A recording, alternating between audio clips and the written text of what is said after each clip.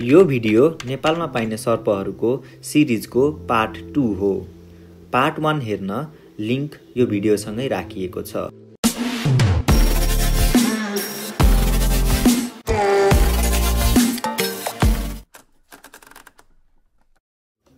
टोक्ने सर्पहरू सबै विषालु नहुने भएकाले विषयुक्त र विषरहित सर्पको पहिचान गर्नु आवश्यक छ।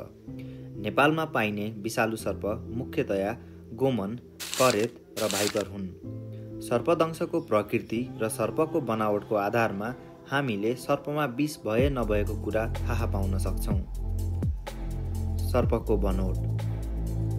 सर्पको कत्ला, सर्पको दाँत र पुच्छर हेरेर हामीले सर्प विषालु वा विष रहित भएको पत्ता लगाउन सकिन्छ।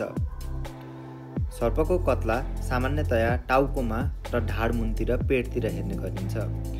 टाउकोमा ठुला कत्ला भएका सर्पमा विष हुँदैन, तर यसका केही अपवादहरू भने छन्। कोब्रा अथवा गोमन, पिट भाइपर र करेतको टाउको कत्ला ठुलो भए तापनि यिनीहरू विषालु हुन्छन्।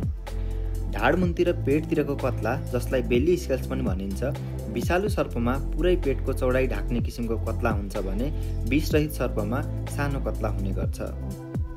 सर्पको तीखो दाँत अथवा फ्याङ्स। यो विशेष रूपमा विकसित दाँत हो। विष नभएका सर्पहरूमा तीखो दाँत छोटो र भित्र कुनै प्वाल नभएको ठोस हुन्छ, तर विषालु सर्पमा फ्याङ्स लामो र भित्र नली भएको हुन्छ। यही नली मार्फत सर्पले विष ग्रन्थीमा जम्मा भएको विष टोकेको ठाउँमा प्रसारित गर्छ। पुच्छर।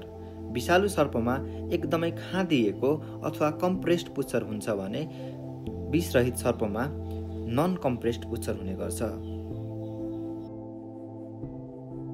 सर्पदंशको प्रकृति।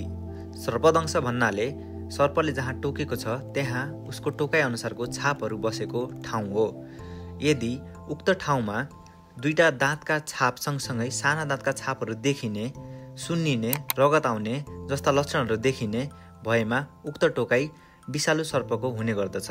तर यदि साना साना दाँतहरूको मात्र चिन्ह भएर ठुला दाँतको चिन्ह नहुने र सुन्निने, रगत आउने, दुख्ने जस्ता लक्षणहरू थोरै भएमा अथवा त्यस्ता लक्षणहरू नभएमा उक्त टोकाइ विषरहित सर्पबाट भएको भनेर बुझ्न सकिन्छ।